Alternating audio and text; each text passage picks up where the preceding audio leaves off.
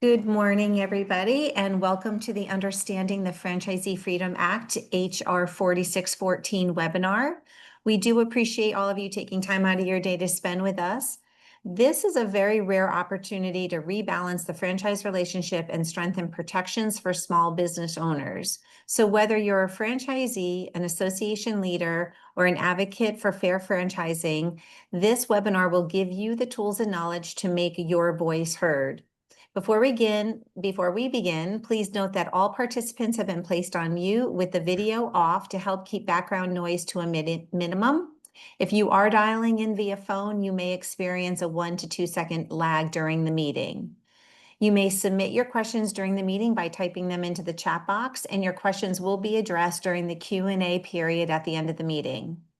Joining us today is Mark Dady, Managing Partner with the Dady & Gardner Law Firm, as well as Keith Miller, AAFD's Director of Legislative Affairs and Trustee, and I am Amy Mancuso, Chief Development Officer.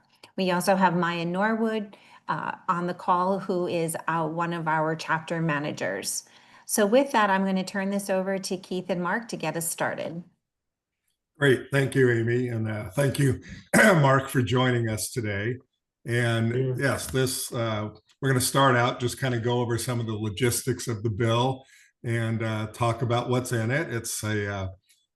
People usually like a short legislative bill. This bill, I always say, is one page. Of course, it does take up front and back, but it's still short and single purpose. So the bill was introduced July 22nd of this year, last month, by Jan Schakowsky out of Illinois. And the original co-sponsors are Jared Huffman out of California and Hank Johnson out of Georgia. Couple of important things in that: it's been assigned to the House Judiciary Committee, which Hank Johnson sits on. So it was important to get one member from that committee on this bill. And it basically, the title of the bill, the official congressional title, is to provide a private right of action for violations of the franchise rule of the Federal Trade Commission Act and for other purposes. It's also known as the Franchisee Freedom Act. So we'll get into the guts of this bill and what's in it.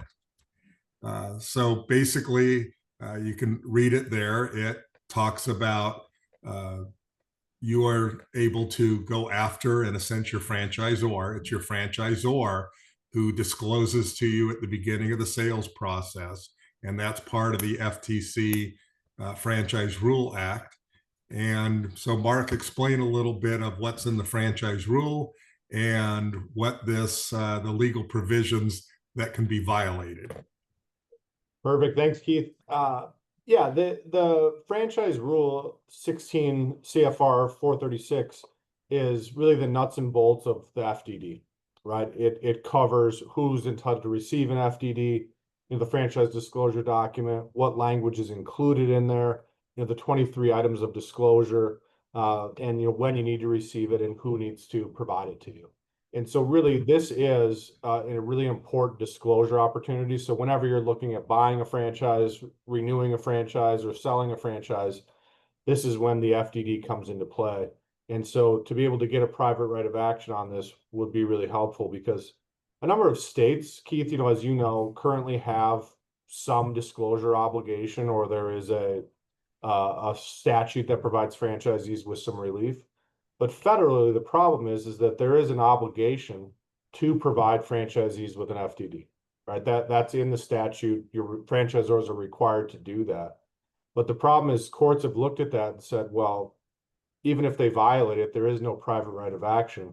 So a franchisor that fails to provide a franchisee with an FDD before the sale process, or there's false or misleading information in the FDD, there's oftentimes not something that the franchisee can do. So this would be a great way to kind of plug that hole, Keith.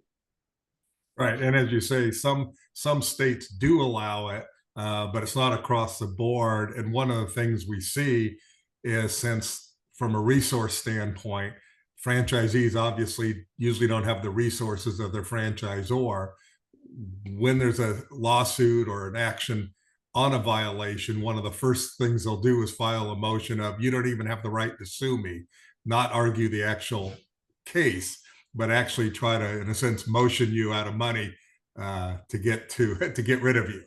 So let's talk about the damages and why this is important. And there's 3 steps to this, but talk about what actual damages is legally and why it's not enough. Yeah, so a lot of the times you'll see in some of these other state statutes or other things where a franchisee's damages might be limited, right? It might be you're entitled to the return of any compensation you paid to the franchisor, right? So if you paid an initial franchise fee, maybe you'd be entitled to get that back. Or maybe you'd be entitled to get back that plus some royalty fees paid. But actual damages is broader and really encompasses kind of any damages you've suffered as a result of becoming a franchisee.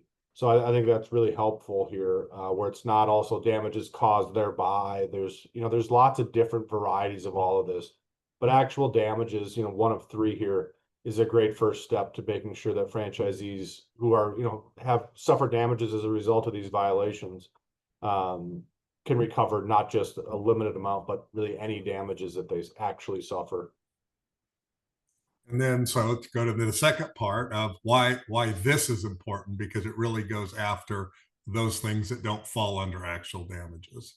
Yeah, and so oftentimes what you're trying to do is you're trying to get out of your agreement with your franchisor too, right? So if your franchisor has misled you or done something inappropriate in the FDD, you not only want to get out and get your money back, but you may want to, for example, go independent, right? Not all of us live in California, and so some of us have to get rid of the contract as well and rescind the agreement, right? And rescission is a great method of really attempting to put you in the position you would have occupied had you never became a franchisee and never signed that franchise agreement. So this sort of kind of plugs any holes that might be left under actual damages and ensures that you can end your relationship with your franchisor, not just recover some damages. And we're obviously trying to make sure, like you say, all of your damages are covered, because if you just get your royalties back or your franchise fee back, you still are stuck with that $300,000 SBA loan potentially that has your house tied up. You're still stuck with maybe a 10-year lease obligation and other things. And so you really got to go after more than just the base damages, I guess, in a sense. And that's what's important in this bill. And it goes beyond what the states that do have a private right of action don't have this level of relief that you can possibly get. Yeah, and that's important because what this is attempting to do is not only help those who are in states that don't have a state statute or a little FTC act or another way to kind of shoehorn the FTC franchise rule into their state, but it's intended to help folks who are in a state that may have a statute provide an additional avenue of relief. And of course, the last thing you've got to love, right? Every lawyer's got to love number 3. Absolutely. Our fees are always reasonable, Keith. But you want to make sure too, because if you've got a small claim or you've got some issue that maybe doesn't have enough damages to, kind of compensate everybody, you want to make sure that you have the right to recover reasonable attorney's fees and costs related to pursuing the damages claim or rescission or whatever type of equitable relief you might need there. That way you make sure not only do you recover your damages, but your attorney gets paid by the franchisor. So that way you can really be made whole, or as whole as you can be made at the end of that. And it's important because I can't tell you how many times I'm hearing this story of, I think we can win this case. We're going to maybe, all you're going to win is maybe $100,000, and it might cost you $150,000 to try the case, have the case tried. And it's a real problem that it doesn't allow franchisees, in a sense, to be made whole. Absolutely. So let's talk about jurisdiction and why this is important. Yeah, so you want to make sure that you do have the ability not only to pursue a claim, but to pursue a claim where you might be convenient for you.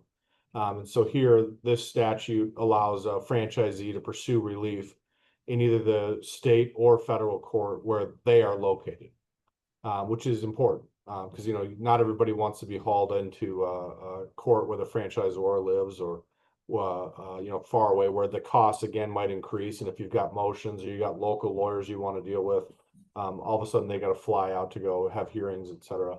So being able to pursue this relief in your home state is really helpful. And I guess in advance, we didn't really talk about this, but the arbitration clauses and how they tie in, because technically these violations that we're talking about would have occurred prior to you signing the franchise agreement. Yeah, arbitration's a different animal, Keith, and I would love to say that this would allow you to not only just avoid arbitration or require arbitration in your home state, but I think that's a different statute you'd have to look at here. So if you are subject to arbitration, I mean, you know, you'd want to look at your particular arbitration clause or arbitration provision. But I would expect that you would be in arbitration, Okay. not in state or federal. Right. I thought so, but I always get that question. So, Yeah. No, that's a fair question. yeah. So, and then the last part, if you remember up above, it talked about, what damages there were, and it referred to Section 3 of this act. So this is Section 3. This is obviously one very important to mark. Prior we had the private right of action bill introduced, and one day I was talking to Mark, and he goes, "It'd really be great if we had a national right of association." And I said, "Well, it's called the Franchisee Freedom Act. We've called it. It fits." "Okay, Mark, you write me one sentence, and I'll get it in the bill." Mark's sentence. Tell us about it. And so this is great. I mean, as Keith, pointed out here, I mean, this is near and dear to me. I mean, what I just firmly believe the AAFD and other franchisee association groups, you can really achieve so much by organizing and collectively working together than you can individually. I mean, the private right of action is critically important for the franchise rule to make sure, you've been lied to or misled, you've got a right to relief.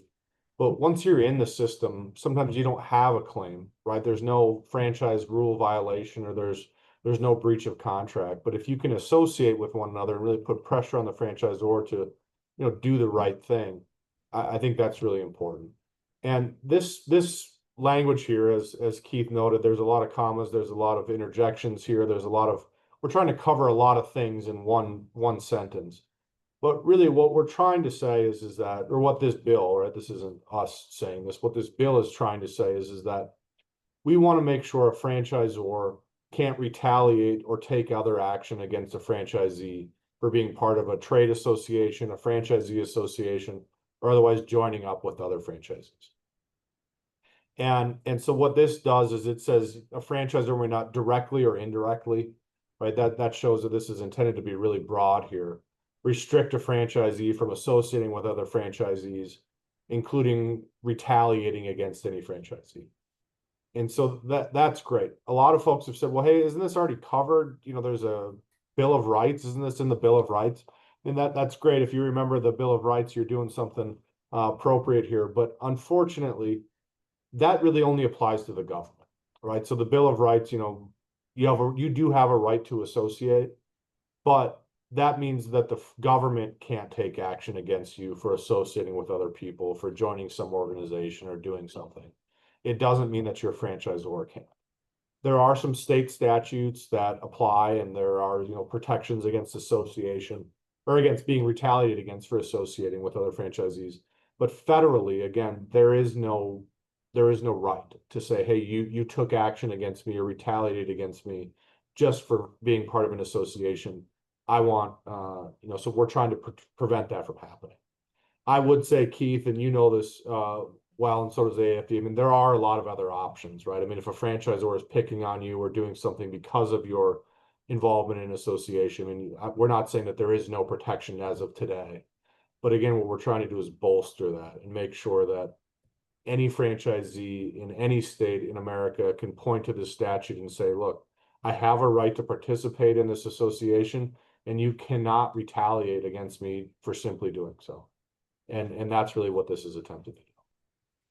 And I think the whole bill on both the private right of action and the right of association is that hard stake in the ground of there's no question, right? Because certain states have certain laws. What's the jurisdiction? Are you in California, which has a right of association, but your franchise location's in Nevada? You get all this loosey-goosey trying to get around both sets of laws. And this would federally put the hard stake in the ground in black and white that, yes, you have a private right of action. and you have a right to association. It's interesting on the private right of action. One of the things as I looked at more and more franchise agreements, if you really look at your franchise agreement, and there's a clause in there that says you can be terminated without a cure period in many franchise agreements. And one of those items is if you have materially misrepresented yourself in buying the franchise, you can be immediately terminated and are probably due liquidated damages of 2 to 5 years of royalties to pay. So if you misrepresent yourself, you're gone and you owe money.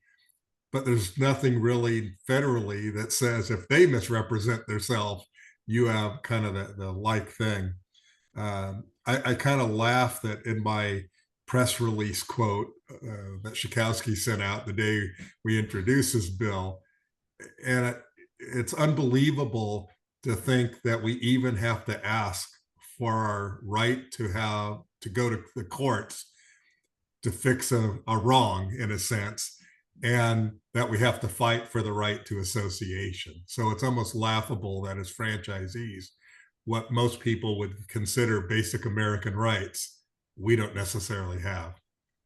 Well, it's also interesting because if you look at this, I mean, most franchisors, I would think, would believe that these are reasonable requests, right? There's a federal statute out there. Do you think you should be able to violate it with impunity? And the answer is no, right? You should provide an FDD. You shouldn't lie to franchisees. You should make sure you're providing the required information and only the required information. And you shouldn't be penalizing folks for associating. I don't think those are outlandish or out of the mainstream comments. As you said, I think we're just trying to make sure, look, so there's no doubt these are the obligations, these are the requirements. Because you've got backdoor ways to address some of those things, but not always. And we'd like to just make sure that it's clear to everybody what the rules are. So now, where do we go from here? And this is kind of the important part. And for everyone who's listening in, this is why it's important for you to understand this. Look, I can't imagine any reason why any franchisee or any franchisee association wouldn't support this bill, right? It's a franchisee rights bill. So that said, our advantage over anyone who opposes this is really the boots on the ground, right? There are franchisees in every congressional district in this country. It's a House of Representatives bill, so we're only going to concentrate on that at this point, not your state representative and not your U.S. senator necessarily. We got to get it through this, and the first step is getting enough play on it in a sense that we force them to have a hearing on the bill. So what's been happening, and some of you may have already gotten a reach out from me personally, because I've targeted certain individuals who are on the right committee or that I think are kind of middle of the road, not the edges of our political spectrum we have today, that we can get in support of this. I know AFD has also sent out requests to all of its members to fill out a form and say, yes, I personally endorse this bill. So if you get a request, please respond to that you personally support and endorse this bill. And what I do with that is I know what congressional district you're in. As I get 2 or 3 people for an individual congressional district, I will reach out to the staff of that congressional member to introduce you to them and try to create an opportunity for you to talk to that representative staff. So I think there's, I don't know, like 2,300 or something members of AFD. We have all of those members mapped to what congressional district they're in. So we know where you live, I guess, type of thing. So if you get a request, and there's been requests out, so anyone who hasn't responded to that, please respond. That's our boots in the ground. I'm trying to make it so you don't necessarily have to go to Washington, D.C. yet, even though at the end of October, we're hoping many of you do come to Washington, D.C. This will be on our target list of the bills. We'll probably be talking about 3 bills when we go on the Capitol Hill visits. This will definitely be one of them. Then the next step is, if I do an introduction, make sure you respond to that introduction, because I'm going to do an introduction, usually to the legislative director for your representative.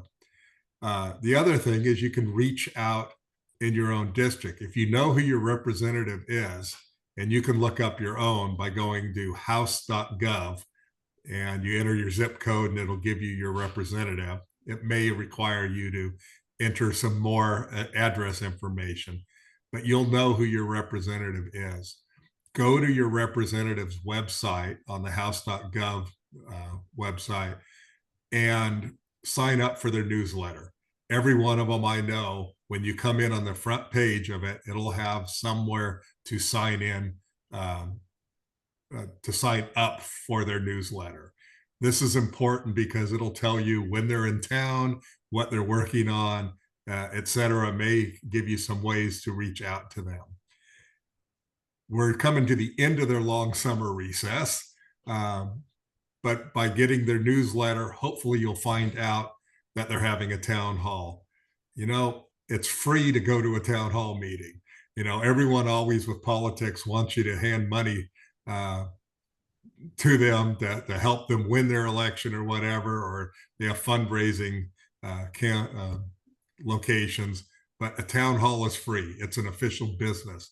Go to that town hall and ask them specifically to co-sponsor HR 4614. Tell them what it's about, and if they ask, tell them your story of why this bill is important. Everyone, if you need them, we have talking points for it. We have a sheet with talking points, and it also lists the supporting organizations on it. I think I'm up to 53 organizations that support it. Many of them are the chapters of AAFD.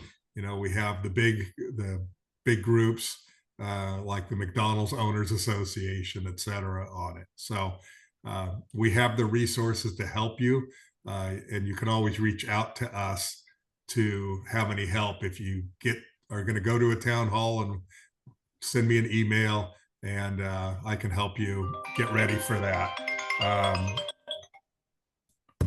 Almost made it a whole half hour without a phone call, huh?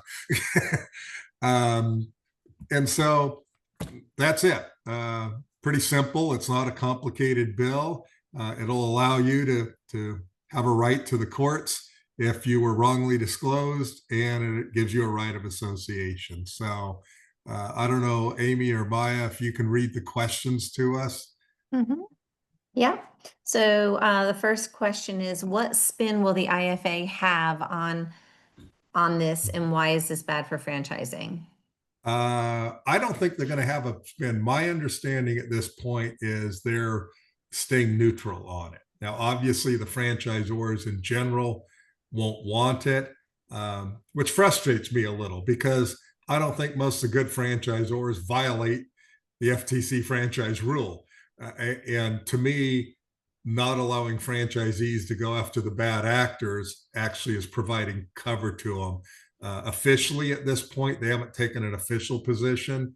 I know the franchisee forum, I think, will be having a discussion in a couple weeks about it. I know the chair of that very well, and I know he supports the bill personally. So I think that they're going to be put in a position. And it's kind of interesting because, and Mark, you can chime in on this, is like, what's the argument against it, right? I mean, what's, you may not want it, but what's the good public argument you can make against it? Yeah, I mean, as Keith said, I think that a lot of franchisors would support this if asked, privately, or, maybe even publicly, some of them would support it. I think they're worried, that people are going to get sued. And I think that the right answer is some people should get sued, right? For the betterment of franchising, they need to get rid of these bad actors, or hold these bad actors accountable, so people, understand that there are consequences. Franchisees are investing a lot of money here, and they need to make sure that the franchisors are following the rules. I think the right to associate is a lot more difficult, right? I always smile, where I remind the IFA, the A in IFA stands for association, right? They're part of an association. They should want to make sure that there's, no consequences for being a part of an association. I think that that's a eminently reasonable position for everybody to be taking. So what's the IFA going to say? I'm not sure, but I don't think that this is bad for franchising. When you look at a lot of states that have private right of actions for their state statutes, franchising is alive and well in essentially all of those. So I don't think that that's. I think one of my arguments when people say, well, it's going to create this cottage industry for lawyers to sue, sue, sue. And I kind of have two answers to that. You mean there's that many violations that you're worried that there's going to be that many lawsuits? And the second thing is, I get back to the resource allocation of how many franchisees. It's still difficult for franchisees to sue franchisors. And I think a large percentage of the cases you're going to see are going to be where there's a really bad actor and there's multiple franchisees involved, and where a lawyer can take it up on contingency. And I'm pretty sure I don't know any lawyers who take contingency cases on bad cases, right? On a marginal case. It has to be a really bad case to take contingency. Yep. Next All question. right. Thank you. It appears this bill was originally introduced in 2018, then reintroduced December of last year. What hurdles does this bill have in front of it? And other than contacting our representative and senator, what can we do to help push it along? So actually, not 2018. Those were bills related to SBA lending, that Cortez Masto. Actually, that wasn't Cortez Masto. That was a fair franchising bill introduced by Keith Ellison, I believe. So this bill, the private right of action part, was first introduced, I believe, in February 1st of 22 or 21. I remember it was my birthday. I had him introduce it on my birthday. So I was in DC. That was I'm kind of a sick individual. That's my birthday present, getting my bill introduced. If you remember when we held our virtual AFD annual meeting in 2020, that was when Schakowsky basically said that she was going to introduce a private right of action bill. And so, yes, it has been. And then it was introduced at the end of last year, which we knew it wasn't going to go anywhere because we introduced it in December, but it was a way to get a couple of the co-sponsors lined up and kind of get some footing on it before it got reintroduced this year. Look, it's tough to get anything passed. I mean, let's face it, if you read all the newspapers, the biggest problem we have in our lives today, and the thing that most legislators are concentrating on, are the Epstein files and redistricting. Not a lot of value to most of us out here. So, you know, the real goal is, and it'll be tough, again, to get it passed. In fact, nearly impossible. But I want to get it to the point that we make enough noise that we get a hearing on it. If we have to, we'll do a shadow hearing if we can't get an official hearing, so we can bring press in and get franchisee stories, because I think Mark will tell you it's not hard to come up with some really bad franchisee stories. And, you know, sometimes I feel like an ambulance chaser as I'm checking off boxes on bad stories that are good stories to talk about. You know, it's a veteran. They use the rob, so their retirement is gone. You know, you just go down and down the list of bad stories. So if we can get those bad stories out, it'll help us. Yeah, just to echo what Keith said, you know, Keith's in a better position to understand whether this bill is going to get passed or not. But I think that the idea of making some noise and making sure everybody understands this and what this is intended to do is important. You know, I represent strictly franchisees, and I'll tell you, I mean, this isn't a Democrat or Republican issue. And the Democrats and Republicans are franchisees, so it doesn't necessarily matter who's in charge here. But to me, this is a universal issue because franchisees occupy both political parties. So I think continuing to push this, continuing to make sure everybody's aware of it, and, you know, get your representatives to start making some noise as well, really is the goal. And the more noise and more stories, we may be able to use those in state legislation. If we, you know, it's difficult to pass anything federally, like I say, nearly impossible. Hey, if we get, you know, from Kansas some really good stories, in a hearing, then we can bring those to the local legislature in Kansas and maybe get it passed there if they don't already have it. I don't know if Kansas has it. I don't think they do. Next question. If passed, do you think the president will sign? Well, why do we need to get it passed? We just need to have them sign an executive order, right? And then it would be done. That's way down the list. Probably not. And look, the chances of it passing are in single digits. I mean, let's be reasonable about this. I mean, besides naming a post office, almost everything is under 20% odds of passing right now. But again, it's still a cause that we need to keep fighting because, you know, things take up to a decade to happen in DC, and you need the groundswell to start building. And we've been behind in it. And you know, I often say franchisees sometimes get what they deserve because we have the boots on the ground. We kind of do hold the cards. We don't play our hand very often because we're always afraid to, or don't have time, or hoping somebody else does it for us.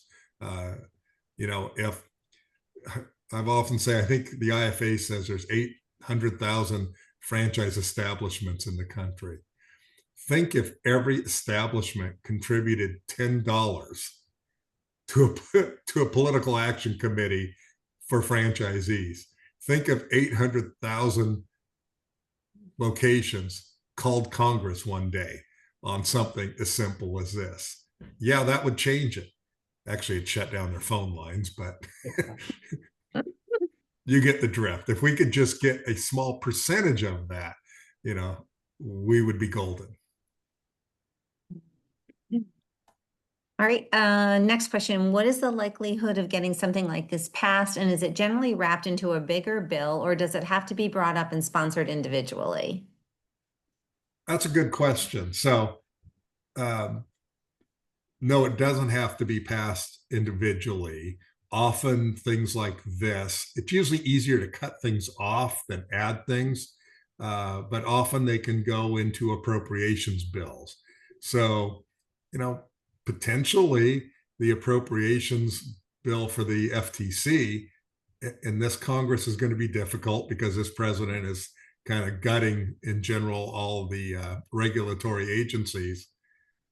But we don't know what changes, right? When things change. So especially the right to association, I think, which is much cleaner in a sense and less threatening, you could potentially put that as a rider in an appropriations bill. All right. Next question. Is there any language that would make it illegal for a franchisor to include a legal release indemnification clause in any contracts or amendments? These types of clauses can strictly limit our ability to make a claim. And I can answer that one first, Keith. The answer is no right now. You know, some of these state statutes have anti-waiver language. There's some other bills that include things like that. But, you know, generally the release language is complicating for bringing future claims. There are some arguments about when did your claim accrue? Did you know about it? You know, does the release apply to known and unknown claims? So there are some state statutes that apply to it. There are some common law arguments we've made and had some success with. But, you know, this bill, the intent is to be, as Keith said, a one-page bill that everyone can understand and is very clean and simple and straightforward. And so this bill doesn't address that. This is a disclosure and association bill, not a release bill. No, it's interesting. Like you say, some states have it. In 22, we did pass a bill in California that had multiple things in it.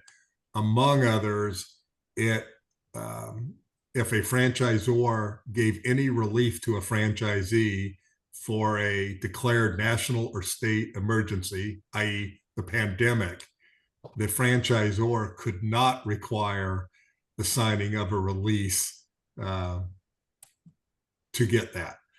Yep. So because we did see that during the pandemic, hey, they weren't even waiving royalties. They were just delaying the collection of royalties. So they're still getting the money, and they made you sign a release that got them out of jail free, so to speak. So we have attacked that a little statewide. So when everyone complains about California has too many laws, they're not all bad, by the way. Next question. Given all the demands on Congress under this administration, are we in a better position, worse, or a neutral one?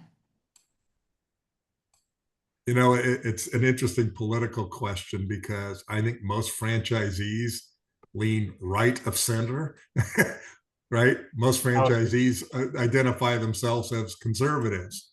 I've always said we need to create a new party called the Blue Rhinos. So the reality is most hardcore Republican conservatives say they support small business, but that usually stops when big business and small business disagree.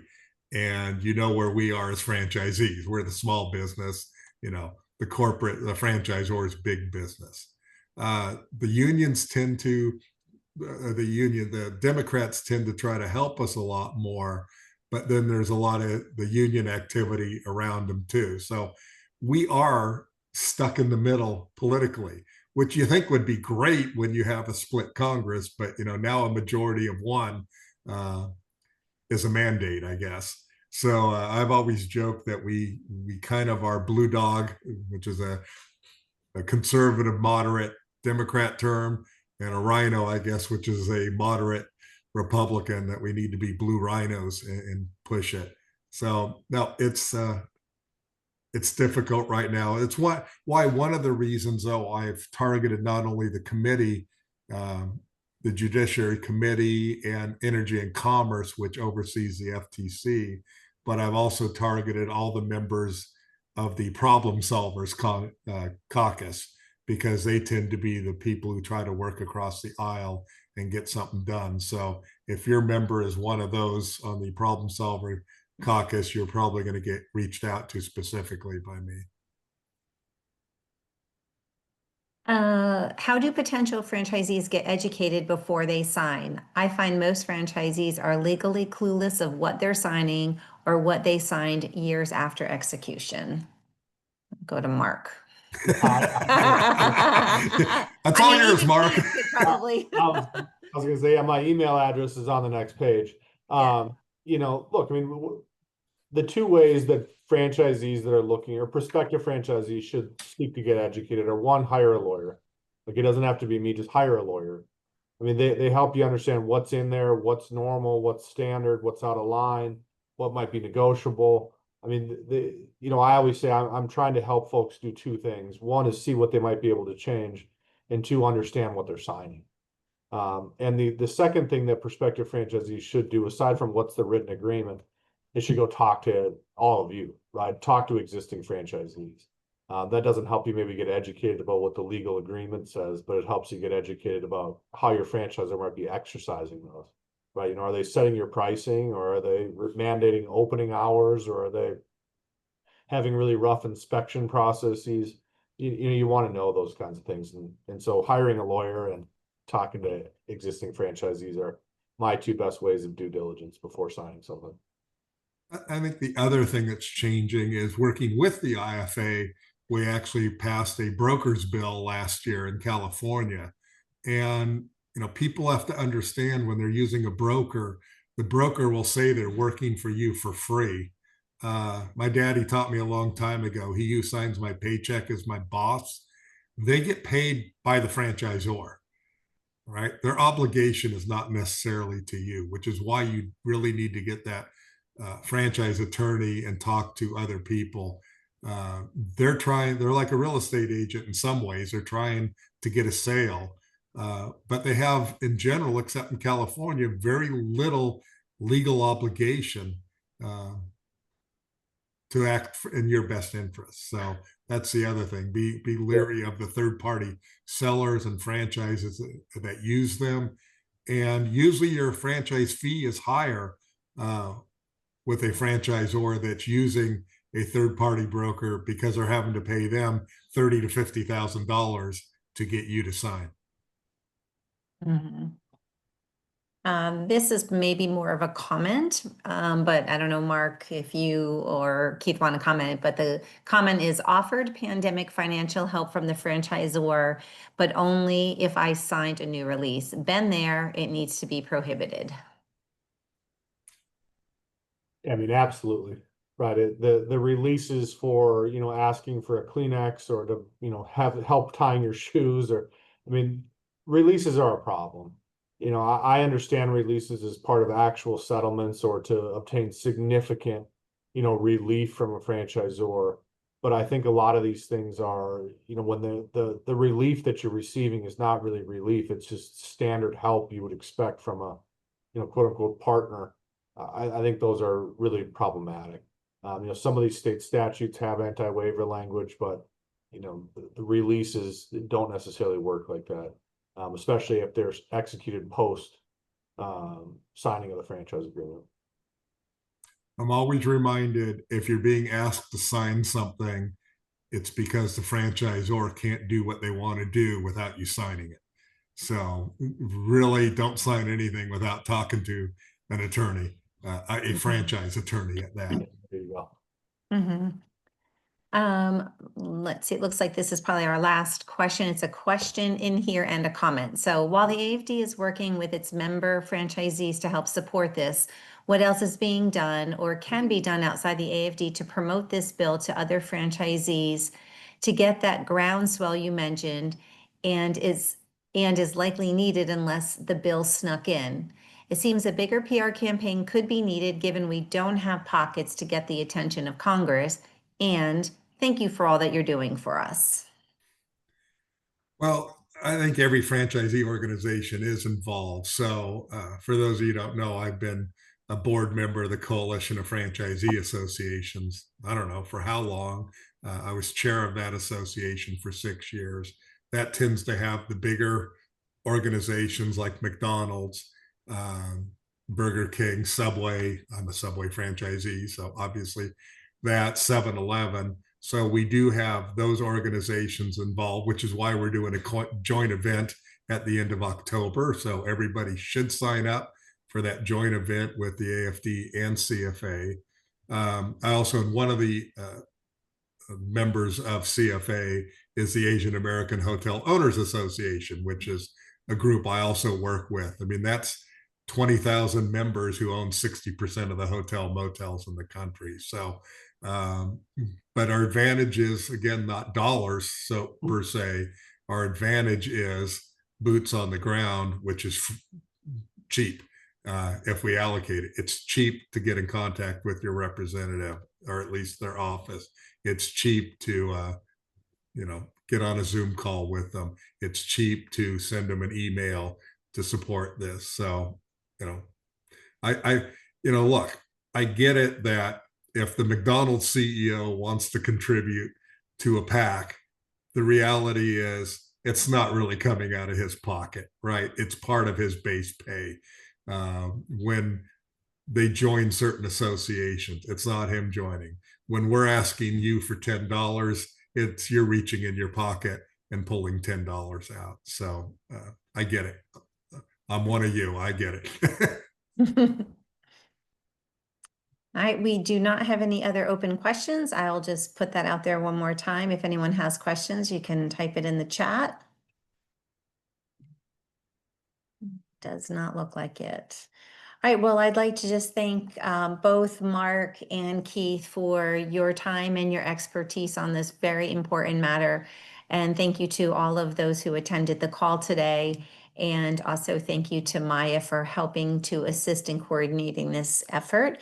The information recording and PowerPoint deck will be available on the AAFD website. We just got one more question. Is there an estimated timeline of when this will go through the process to be voted? Well, it depends. It can get hung up in committee. And look, our goal is to get that committee to first hear the bill. That's the first step. And again, we only have a year and 4 months at this point, because at the end of every congressional session, you wipe the slate clean and start over again. And, we don't know who will control after the midterms, who will control the House. and where we're at. So, the goal just has to be, people contacting their legislators. There's, I have a target of about 50 legislators that I think will help us the most out of the 435.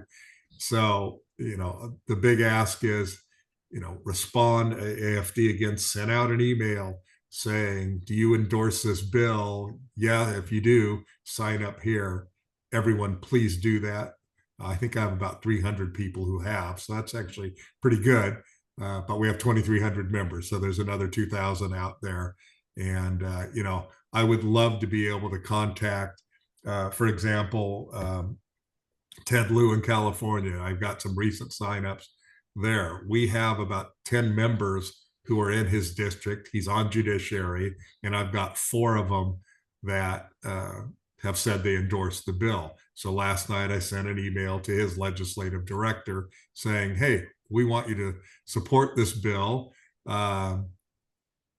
Here's the 4, and I can introduce them to 4 constituents, which is golden. So that's what I can do once you sign up. But if you don't sign up, it limits my access to the people.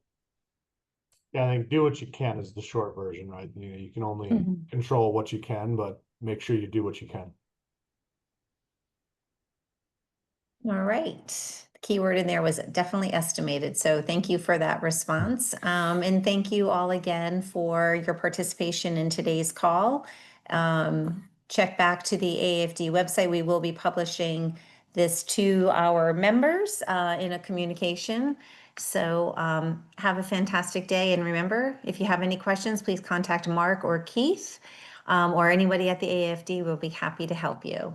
Have a great day, everybody. Thank you, everyone.